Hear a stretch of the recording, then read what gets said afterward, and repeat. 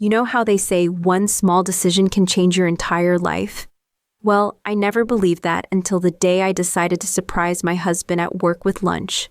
That one choice, walking into his office building with a homemade sandwich and a smile, ended up destroying everything I'd carefully built over the past decade. I'm Caroline Monroe, 34 years old, and I used to think I was pretty clever. Turns out I was just lucky for a really long time, and when that luck ran out, it took everything with it. It was a Wednesday in September when my world imploded. I remember because Wednesdays were always our slowest days at the marketing firm where I worked, and I'd gotten this sudden urge to do something nice for my husband, Greg. He'd been putting in crazy hours at his accounting practice, and I thought showing up with his favorite turkey club might earn me some points. Maybe even lead to one of those romantic lunches like we used to have when we were dating. I should have called first, should have texted, should have done literally anything except waltz into that building like I owned the place. Greg was in a meeting with his business partner, discussing some clients' financial records spread across the conference table. I could see them through the glass door, so I decided to wait in his office. That's when I saw it, sitting right there on his desk like a ticking bomb I'd forgotten I'd planted. A medical form from our twins' recent school physical. The one I'd somehow missed collecting before he could see it. The one that listed both kids' blood types in neat clinical handwriting. My stomach dropped straight through the floor. See? Greg has AB negative blood. Something I knew because he'd donated blood at those office drives for years. And according to that form, both our 10-year-old twins, Jake and Sophia, had O-positive blood. Now, I'm no genius, but I took enough biology in high school to know that 2 AB-negative parents can't produce O-positive kids. It's literally impossible. And if you're thinking maybe I remembered Greg's blood type wrong, nope. The man wore a medical alert bracelet because AB-negative is so rare. He was proud of being a universal plasma donor. I stood there staring at that paper, watching my carefully constructed life crumble in real time. 10 years, 10 whole years I'd managed to keep this secret, and it was going to come undone because of a stupid school form I'd forgotten to intercept. The meeting was wrapping up. I could hear chairs scraping, voices getting louder as they headed toward the door. Part of me wanted to grab that form and run, but my feet felt glued to the carpet. Another part of me, a bigger part than I want to admit, felt almost relieved. Like maybe it was time to stop running from the truth. Greg walked in while I was still holding the paper, and the look on his face when he saw what I was reading, I'll never forget it. Confusion first, then the slow, dawning realization that made his whole face change. "Caroline?" His voice was careful, like he was talking to someone who might bolt. "What are you doing here?" I held up the sandwich bag with one hand and the medical form with the other. "Brought you lunch. Found some interesting reading material." He closed the office door behind him and leaned against it. We just looked at each other for what felt like forever. I could practically see him doing the math in his head, working through the genetics, coming to the only possible conclusion. "O-positive," he said finally. It wasn't a question. "Yeah." Both of them. "Yeah." He sat down heavily in his desk chair and put his head in his hands. "How long have you known?" The honest answer. "Since the day they were born." But I couldn't say that. Couldn't tell him that I'd been living with this secret for their entire lives, watching him fall in love with kids who weren't his, letting him plan college funds and dream about their futures while knowing the truth. "I've suspected for a while," I lied. Even then, even when everything was falling apart, I was still trying to minimize the damage. He looked up at me and his eyes were already getting glassy. "Who?" That one word carried so much weight. Who was their father? Who had I been with? Who had I chosen over him? Who had I let into our bed, our life, our marriage? "Does it matter?" I asked, which was probably the worst possible response. "Does it matter?" He stood up so fast his chair rolled backward into the wall. "Caroline, I've spent 10 years of my life raising children who aren't mine. I've changed diapers, stayed up all night with sick kids, taught them to ride bikes, helped with homework, worried about their futures. I've loved them with everything I had. So yeah, it fucking matters. I'd never heard Greg swear like that. In 13 years together, through fights and stress and every kind of drama, he'd never once dropped an F-bomb. It scared me more than if he'd started screaming. It was a mistake, I said. Just a stupid mistake that happened once. Another lie. It hadn't been once. It hadn't been a mistake. And it definitely hadn't been stupid, not at the time anyway. Greg picked up the medical form and stared at it, like it might change if he looked hard enough. Once? Caroline, they're twins. Unless you're telling me you had some kind of miraculous conception where one encounter resulted in 2 kids who both happened to get impossible blood types. He trailed off, but I could see him working through it. Twin pregnancies from single encounters were rare, but possible. The blood type thing, though, that was just science. Cold, hard, undeniable science. I need to know, he said quietly. I need to know everything, so I told him. Not everything, God, not everything, but enough. About the conference in Chicago where I'd met someone at the hotel bar. About how lonely I'd been feeling, how Greg had been working so much that we barely talked anymore. About how this other man had actually listened to me, paid attention to me, made me feel interesting again. I didn't tell him about the 6 months of secret texts and phone calls that followed. Didn't mention the 2 other times I'd flown out to meet him, or how I'd convinced myself it wasn't really cheating because Greg and I weren't connecting anyway. Didn't explain how I'd carefully tracked my cycle to time everything perfectly. How I'd been trying to get pregnant but wanted it to be from someone who actually wanted me. What I told Greg was a sanitized version, a one-night stand, too much wine, a moment of weakness that I'd regretted immediately. I made it sound accidental, impulsive, completely out of character. He listened without interrupting, his face getting paler with every word. When I finished, he just sat there staring at his hands. "What's his name?" he asked. "Greg, please, what's his name? Caroline." "Nick Caldwell. Does he know? Number?" "He doesn't even know I was pregnant." That was true, at least. I'd cut contact with Nick as soon as I'd confirmed the pregnancy, blocked his number, deleted all our messages. He'd tried reaching out a few times, but I'd ignored him completely. As far as he knew, I'd just ghosted him after our last weekend together. Greg nodded slowly, like he was filing away information for later. "And Jake and Sophie? Do they know?" "Of course not. They think you're their father." "I am their father," he said fiercely. "I've been their father for 10 years.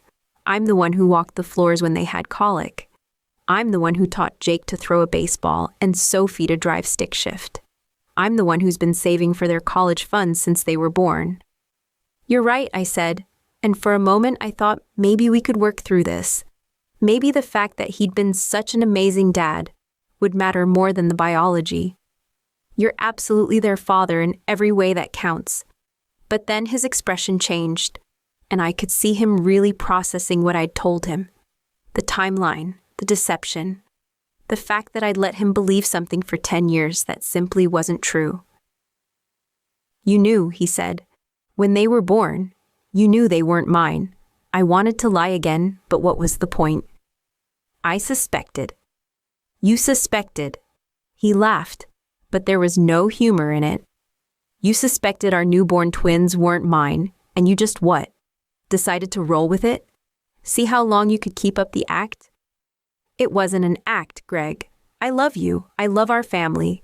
What happened with Nick, it didn't mean anything." "It meant everything." He slammed his hand down on the desk so hard his coffee mug jumped. "It meant you got pregnant with another man's children and let me believe they were mine. It meant you've been lying to me every single day for 10 years. It meant every time I've looked at them and seen my eyes or my nose or my stubborn streak, I've been seeing things that weren't even there.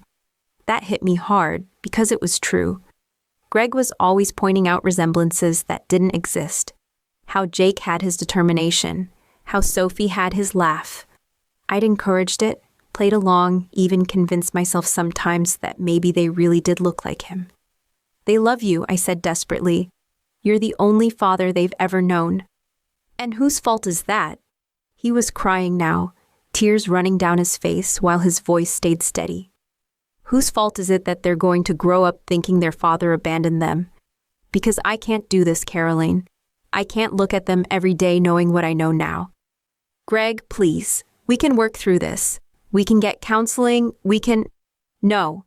He wiped his face with the back of his hand. We can't. You made a choice 10 years ago to build our marriage on a lie. You made a choice every day since then to keep lying. And now you're asking me to make a choice to keep living in that lie, and I can't do it. He stood up and walked around the desk, but instead of moving toward me, he headed for the door. Where are you going? I need some air. I need to think. Greg, wait. Go home, Caroline. I'll be there tonight, and we'll figure out how to tell the kids. I sat in the parking lot outside Greg's building for almost an hour, crying in my car like some kind of stereotype. My phone kept buzzing with work messages, but I couldn't focus on anything except the look on Greg's face when he had realized the truth. The thing is, I'd always known this day might come. You can't keep a secret that big forever, not in the age of DNA tests and genetic research and social media. I just hoped I'd have more time to figure out how to handle it. Or maybe I'd hoped the kids would be older, independent enough that it wouldn't matter as much. But 10 years old? They were still babies in so many ways. Still needed bedtime stories and help with homework and someone to tell them they were brave when they had nightmares. They needed their dad, the only dad they'd ever known. Driving home, I tried to think of ways to fix this. Maybe Greg just needed time to process. Maybe once the shock wore off, he'd realize that biology didn't matter as much as love. Maybe we could find a way to make this work. I rehearsed different speeches in my head. Apologies, explanations, promises to be better. I thought about suggesting we move somewhere new, start fresh where nobody knew our business. I even considered calling my sister to see if she could watch the kids for a few days while Greg and I worked things out. But deep down, I knew it was over. I'd seen something break in Greg's eyes when he looked at that medical form, and I didn't think it could be fixed. The kids were at aftercare until 6, which gave me a couple of hours to try to pull myself together. I sat on our couch, the one we'd picked out together 5 years ago, the one where we'd snuggled to watch movies and where the kids piled on us for bedtime stories, and tried to imagine explaining this to them. How do you tell 10-year-olds that the man who's loved them their entire lives isn't actually their biological father? How do you explain that their mother has been lying about something so fundamental? How do you prepare them for the possibility that he might not be able to stay? I kept looking around our house, seeing it through new eyes. The family photos covering every surface, most of them showing Greg and the kids at various milestones. His work boots by the front door, his coffee mug in the sink, the half-finished treehouse in the backyard that he'd been building for the kids all summer. Everything was going to change. Everything. Greg came home just as I was putting dinner on the table. The kids bounded toward him like they always did, wrapping themselves around his legs and talking over each other about their days at school. He hugged them back, but I could see the strain in his face. We ate dinner like normal, or what passed for normal when one parent has just discovered their entire family is built on a lie. The kids chattered about their friends and complained about homework while Greg and I made appropriate responses. To anyone watching, we would have looked like a regular family having a regular Wednesday night meal. But I caught Greg studying the kids' faces throughout dinner, probably seeing them differently now that he knew the truth. Jake's dark hair that was nothing like Greg's sandy brown. Sophie's green eyes that matched neither of ours. The way they both tilted their heads when they were thinking, a gesture I'd always attributed to Greg, but now realized came from somewhere else entirely. After dinner, we did the usual routine. Homework at the kitchen table while I cleaned up, and Greg helped with math problems. Baths and teeth brushing, and the ongoing negotiation about how many pages they had to read before lights out. I kept waiting for Greg to pull me aside, to tell me he'd thought about it and we needed to talk. But he just went through the motions like a man on autopilot. When the kids were finally in bed, we sat in the living room with a full couch between us. The TV was on, but neither of us was watching. I can't do it, he said suddenly. Can't do what? Pretend. Look at them and pretend I don't know what I know. Love them and know they're not mine. Stay married to you and know you've been lying to me for 10 years. Greg, I called a lawyer today. The words hit me like a physical blow. You what? I called a divorce lawyer, and I talked to my cousin Danny, the one who went through that custody thing with his ex. He gave me some advice about the situation. What kind of advice? My voice came out smaller than I meant it to. Greg turned to look at me directly for the first time since that morning. Caroline, I have no legal rights to those kids. None. I'm not their biological father. I never adopted them. And their real father doesn't even know they exist. If we get divorced, I could fight for custody and lose. A judge could decide that since they're not mine genetically, I shouldn't be part of their lives. I hadn't thought about that.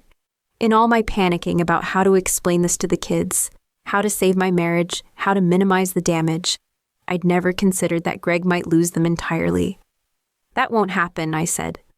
You're their father. Any judge would see that. Maybe, or maybe not. Danny says it depends on the judge, depends on how the case is presented, depends on a lot of factors I can't control. But you know what I can control? I shook my head. I can control whether I put myself through a custody battle for kids who aren't mine, with a woman who's been lying to me for 10 years. I can control whether I want to fight for the right to pay child support for another man's children.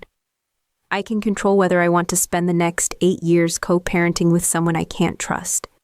The way he said it made it sound so logical, so reasonable. Like walking away from the kids he'd raised was just a practical decision. So you're just going to abandon them?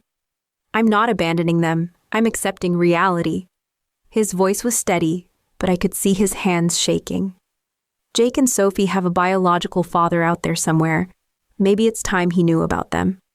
Nick doesn't want kids. He told me that when we met. He's not father material. Neither was I, according to you. Greg stood up and headed toward the stairs. But I figured it out. Maybe he will too. I woke up alone. Greg's side of the bed was cold, and I could hear him moving around downstairs. When I went to the kitchen, he was making coffee in travel mugs, one for him, one for me. I'm driving the kids to school this morning, he said without looking up. And I'm going to pick them up this afternoon. I want to spend some time with them before what? Before I leave. The coffee mug slipped out of my hand and shattered on the tile floor. You're leaving? Just like that? Caroline, what did you think was going to happen?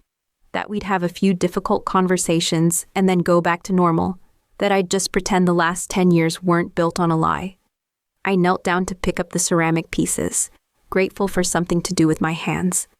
I thought you loved them enough to stay. I do love them. That's exactly why I have to go. I looked up at him from the floor. That doesn't make any sense. It makes perfect sense. If I stay, they'll always wonder why their father looks at them differently now. They'll pick up on the tension between us, the fact that everything has changed. They'll grow up in a house full of resentment and lies. Or worse, they'll grow up thinking this is normal, that it's okay to build relationships on deception. He handed me a paper towel for the coffee I'd spilled. If I leave now, you can tell them I couldn't handle the truth about their paternity. You can make me the bad guy. You can let them be angry at me instead of wondering what they did wrong. Greg, please, don't do this. I'm already doing it. He picked up his travel mug. I took a leave of absence from work. I'm going to stay with my brother in Portland for a while, figure out what comes next. What about the kids? What am I supposed to tell them? Tell them the truth. Some of it, anyway. Tell them I found out they're not biologically mine, and I couldn't handle it. Let me be the villain in this story, Carolyn. It's the least I can do for them. He headed toward the door, then stopped. I'll pick them up from school at 3:30. I want to take them for ice cream, maybe to the park. I want one more normal afternoon with them before everything changes. And then I'll come back here tonight, pack my things, and leave. That afternoon was torture. I kept checking the clock, knowing that Greg was somewhere with Jake and Sophie, probably trying to memorize their faces. I wondered what he was telling them, if anything. whether he was preparing them for what was coming or just trying to give them one perfect last day. They came home around dinner time, all three of them looking exhausted. The kids were quiet, which was unusual. Normally, they'd be bouncing off the walls after an afternoon of ice cream and park time. "Mom," Sophie said as they walked in the door, "Dad says he needs to talk to us about something important." My heart broke a little more. Even facing this impossible situation, Greg was still thinking about what was best for them, still trying to be their dad. We gathered in the living room, the kids on the couch between us like a barrier. Greg had clearly rehearsed what he was going to say, but his voice still shook as he started talking. "You guys know how sometimes families change, right? Like when your friend Emma's parents got divorced, or when your cousin got a new stepdad." They nodded, both of them looking worried now. "Well, your mom and I found out something recently that's going to change our family too. It turns out that I'm not your biological father." Jake spoke up first. "What does that mean?" "It means that even though I've been your dad since you were born, and even though I love you more than anything in the world, we don't share the same DNA. You have a different biological father," Sophie frowned. "But you're still our dad, right?" The pause before Greg answered was the longest few seconds of my life. "I'll always love you both," he said finally. "But I think it might be better if I step back and let your real father be part of your lives instead." "We don't want a different father," Jake said, his voice getting higher. "We want you." "I know, buddy, I know. But sometimes what we want and what's best aren't the same thing." "Is it because we're not good enough?" Sophie asked, and my heart completely shattered. "No," Greg moved toward her instinctively, then stopped himself. "No, sweetheart, you two are perfect. This isn't about you at all. This is about grown-up problems that happened before you were born." "Are you leaving because of us?" Jake wanted to know. "I'm leaving because sometimes adults make mistakes, and sometimes those mistakes have consequences that hurt people we love. Your mom made a mistake, and I made a mistake by not being a better husband. And now we have to figure out how to fix things." I wanted to interrupt, to correct him, to tell the kids that none of this was their fault, and that Greg was being too hard on himself. But he'd asked me to let him be the villain, and maybe he was right. Maybe it was better for them to think he was choosing to leave than to understand the full scope of what I'd done. "When are you leaving?" Sophie whispered. "Tonight." Both kids started crying then, clinging to Greg like they could keep him there through sheer force of will. He held them for a long time, whispering things I couldn't hear, making promises I wasn't sure he could keep. Eventually, he disentangled himself and stood up. "I need to go pack now. You two be good for your mom, okay?" He went upstairs, and I could hear him moving around our bedroom, opening drawers and closets. The kids sat on the couch crying quietly, and I had no idea what to say to comfort them. An hour later, Greg came back downstairs with 2 suitcases and a duffel bag. He'd taken remarkably little for someone who was walking away from 10 years of life. He kissed both kids goodbye, promised to call them soon, and headed for the door. I followed him outside to his car. "Greg, please, don't do this. We can figure something else out." He loaded his bags into the trunk without looking at me. "There is nothing else to figure out, Carolyn. You made your choice 10 years ago. Now I'm making mine." He got into the driver's seat and started the engine. Through the windshield, I could see him crying, really crying, not trying to hold it together anymore. His shoulders were shaking, and he kept wiping his face with his sleeve. But he didn't get out of the car. He didn't change his mind. He just sat there for a minute, getting himself together, and then he backed out of our driveway and drove away. I never saw him again. The weeks that followed were like living in a nightmare I couldn't wake up from. The kids kept asking when Dad was coming home, and I kept making excuses. He's figuring some things out. He needs some time. He'll call soon, but he didn't call. His brother told me Greg had specifically asked not to be contacted, that he needed space to heal. The divorce papers arrived 3 weeks later, along with a formal request to terminate his parental rights. I hired my own lawyer, thinking maybe I could fight it. Maybe I could force him to stay involved in the kids' lives, make him take some responsibility for the family he was abandoning. But my lawyer explained that since Greg had no biological connection to the children and had never formally adopted them, he could simply walk away if he chose to. It's unusual, she said, but not illegal, especially in cases where paternity fraud is involved. Paternity fraud. That's what they called what I'd done, like I was some kind of criminal instead of a woman who'd made a few bad choices and tried to protect her family. I had to tell the kids the truth eventually, or at least more of it, that their biological father was someone else, someone who didn't know about them yet, that Greg had decided he couldn't be their dad anymore, now that he knew they weren't really his children. Jake took it the hardest. He'd always been closer to Greg, always wanted to grow up to be just like Dad. He started acting out at school, getting into fights, failing tests he should have aced easily. The school counselor said he was processing grief and abandonment, that it would take time. Sophie became withdrawn and clingy. She'd barely let me out of her sight, convinced that if I left, I might not come back either. She started having nightmares about being all alone, waking up screaming for her dad. I tried to contact Nick Caldwell, thinking maybe the kids deserved to know their biological father, but when I finally tracked him down through social media, he was married with 2 young kids of his own. His wife looked happy and normal and completely unaware that her husband had 2 10-year-old children from a brief affair. I started to message him several times, wrote and deleted dozens of different approaches. How do you tell someone they have kids they never knew about? How do you explain that their weekend fling from over a decade ago had resulted in twins who desperately needed a father figure? In the end, I couldn't do it. Couldn't destroy another family to try to fix the mess I'd made of my own.